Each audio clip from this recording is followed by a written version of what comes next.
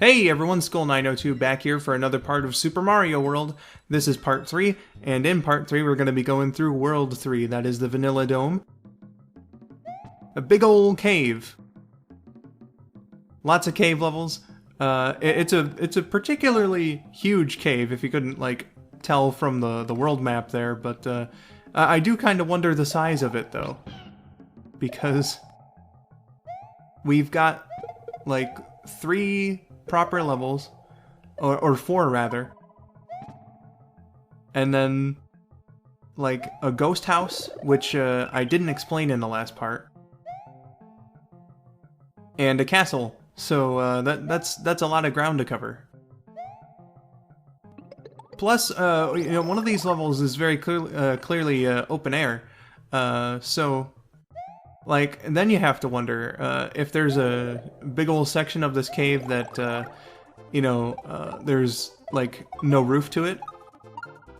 You know, perhaps there was an excavation.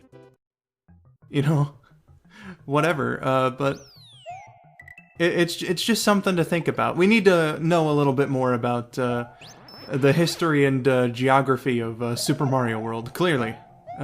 Most important issue in the world here, but that's basically the summary. Vanilla Dome, big old cave, so we get a very large concentration of cave levels, but not enough to, you know, make you feel like it's dragging on for too long or anything. Plus, you know, if you enter a world that's a big old cave and not expect a bunch of cave levels, then I'm sorry, man, but what's wrong with you? What the actual is wrong with you? But aside from that, I wanted to spend the next 2 parts or so, it's a pretty short run time, talking about the Super Mario World cartoon. Oh yes. But I'm not doing, at least here, I'm not doing a episode summary. I'm just going to talk about like the cartoon in general. Because, you know, DiC and Nintendo once again teaming up, much like the Super Mario Bros. Super Show and Super Mario 3. We get another Super Mario Brothers based animated children's television series. And I'm just basically repeating myself in different ways. But the thing about it is, you know, much like Super Mario 3, or The Adventures of Super Mario 3 as it's properly called. You know, it was a network show on NBC, but things, I guess, were turning a little bad for the production because, you know, instead of like a proper show like on its own, it's like half of a show along with like the 3rd season, I think, of Captain N. So. Like, they were already in a bit of trouble, and there's, like, some interesting notes about, like, the production in terms of that. Like, I'm fairly certain they decreased the animation budget, so that can be explained for some of the more funky-looking animation. Also, I feel like I properly actually jumped on that charge and chuck. Super Mario World, I love you, but I think you owe me one on that. But like, so the animation was not quite as good. Oh, okay. You have my back, Nintendo. Thanks. If you didn't notice that Charge and Chuck get killed by the downed Buzzy Beetle there, that was pretty interesting. But also the writing process I found was like a bit weird, and I don't know if that like this was necessarily budget issues, but like I was reading on Mario Wiki and it said something along the lines of Super Mario Bros. Super Show and Mario 3 were like written in 3 stages, so like. You know, somebody would come up with the premise, and then they would do an outline, and then they would have the person who came up with the episode write the script. And that's a process that I think makes sense. just, you know, before we continue into this conversation, these are ghost houses, as I didn't explain in the last part, littered with ghosts, as one might expect. And boos act the same way they do in Mario 3, except I think they're a little slower, it seems. Plus there's also big boos. They act the same as well, but the thing about big boos is, you know, they're larger, so they're a little more aggressive in that way. But you can take them out if you slide, which I didn't find out until very recently with one of Cybershell's recent videos. Mario's ass and Luigi's knees, at least with this sprite set, are very powerful weapons. So yeah, that's ghost houses. They'll play like a lot of tricks on you with these ones. These are the kinds of levels that are like the more technical in the way that you have to really use your mind in order to figure out what to do. It's not too bad though. Super Mario World is a pretty easygoing game, and the difficulty is one of the reasons why. So, just back on the train of the Super Mario World cartoon,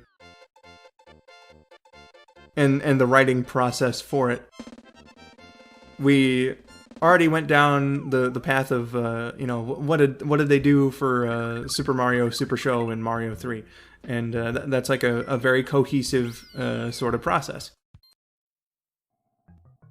But what I read into with the Super Mario World cartoon is that, like, instead of doing that, one of the show's producers or something came up with the premise for every episode. They skipped the outline stage, and then, like, you would just assign a scriptwriter to an episode. So basically, it would be something like, okay, you write this episode where X happens and include X, you know. Or rather, X happens and include Y. So, you know, I'm very interested in that because it, like, one of the scriptwriters for the show even said that's like not a very good way to go about doing such a thing. I mean, limitation does increase creativity, but you know, like, you're not really giving them a whole lot there with that. So I just, like, I find that very interesting, considering the way that I write things out. But, you know, I've never really assigned a script to a writer before, except for episode 39 of Sonic and Mario. But even then, I had, like, a very clear outline for that one. So you know, Rabbit had something to go by, whereas this is just like, here's an idea, you figure out the details. I guess a more apt example would be like Sonic Linked. I don't think that Donkey Dude would get too mad with me saying, because I'm not gonna, like, spoil or anything, but you know, the way that the writing process works on that show is basically the same thing.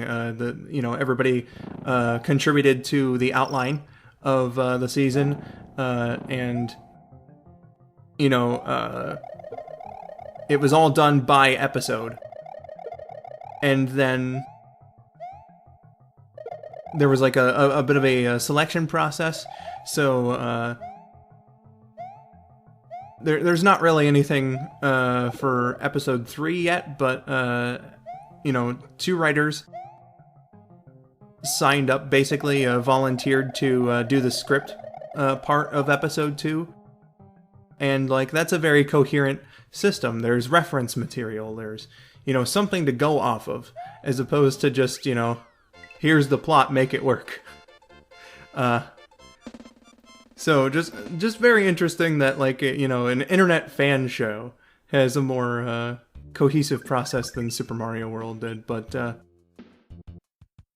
you know, it's kind of remarkable in that way, though, that things didn't turn out worse than they did, considering such a thing. So I guess, limitation really does increase creativity. We got a lot of classic lines and everything. Lots of YouTube poop fodder, as it were. And I'm going to look forward to doing summaries of episodes and all that for this playthrough. But, like, one of the other things that I wanted to talk about was I did watch some episodes, a few days ago when I meant to do some commentary. Didn't get around to it. Getting around to it now. But I watched a couple episodes recently. I watched like 4 of them, and 3 of the 4 that I watched, I was like really perplexed by, because I don't know what this one dude was going through at the time or whatever, but like when he came up with these plots, it was just like 3 of the 4 episodes that I saw had something to do, at least a little bit, with like torturing or just outright killing an entire species. And it's not just Koopa and his forces. The Marios are just as guilty of it. And I will probably do a summary of at least one of these episodes, but like one of them was like Mario and Luigi basically invent driving. And, they're building these cars and they're very Flintstones-esque, but they're not, like, powered by the cavemen that they, live with in Dinosaur Land. They're powered by Goombas that are, like, trapped in there. And it's like, Mario, Luigi, what the fuck? The Goombas might not be particularly great guys or anything, but what the hell, man?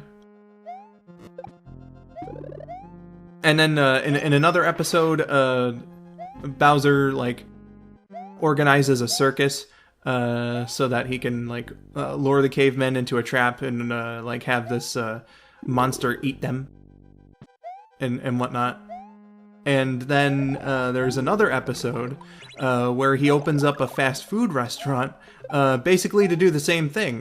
He makes super addictive food, and it turns everybody into like these weird bird creatures. And his plan is basically, once they're fully converted, they're gonna like be fried up and served at his next restaurant venture. So like we have species-wide torture in the one, and then just fucking straight up genocide in 2 other episodes. And it's like, Super Mario World, calm the fuck down. I need to watch more episodes to see like where they go, like if they also include this, if it's like that much of a recurring theme. So when I get to doing summaries and everything, I'll be sure to try and include that. But aside from that, this here is the 3rd castle, Morton's castle, as it were, and recalling back to the good old days of the early 2000s when we first got this game.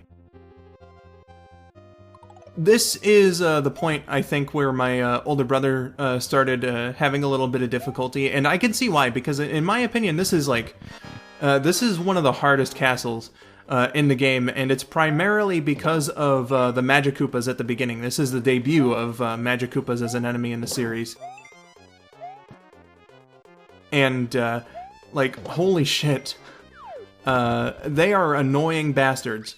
In this castle, they're bad, and I think it's also in World 7. They're pretty fucking bad as well. They, like, cut you off in these, like, tight rooms and everything, where you barely have, enough space to maneuver around them. And, they shoot their magic, and their magic just always seems to find you. And everything, like, Magikoopas make this castle, like, way more difficult than it normally would be. And the boss is not exactly a pushover either. He's not too terribly hard, Morton. But I'm kind of surprised. Like they kind of like should have traded it around with the sixth boss, Wendy, because he's gonna like appear in warp pipes and pop up out of them. And there's two dummy ones. You got to hit the right one and whatnot. But like the thing about it is, in Wendy's version of the boss fight, the arena is all even, which I think makes the fireball pattern more predictable and the battle itself just kind of easier. So I'm kind of surprised that's in Castle number 6, and the one with like an uneven field is Castle number 3. So, but then again, Castle 6 is the hardest one in the game, so I guess it balances out that way. But yeah, that's like the first area in the game that my older brother had a snag in, and it's kind of like Star Fox Adventures. Like, if anything, Super Mario World was our first Star Fox Adventures, just without, like, the bad times hadn't really hit us quite yet at that point. My two brothers and I would huddle around, and my older brother would play the game, and we'd, like, kind of speculate on it and all this, and just, have fun, like, discovering new things about Mario World and whatnot. I remember one moment in particular, while my older brother was stuck on Castle 3, we were talking about it one night before bed, and my little brother, he was 6 going on 7 years old at the time, and he made like a vocal slip-up, a School 902 style vocal slip-up. It runs in the family. He was really excited to see what was coming up next, and so he was like, man, you gotta beat Melon's Castle. Good times. But yeah, just wanted to recall on that one, and share some nice childhood memories about this world and its castle and everything. So next time, I'm going to be visiting the bridge area, and it's going to be a short part, the shortest part in the playthrough, just 2 levels and a boss. So I'll see you there next time for Super Mario World. I have been Skull902. Thank you for watching, and have yourselves a wonderful day.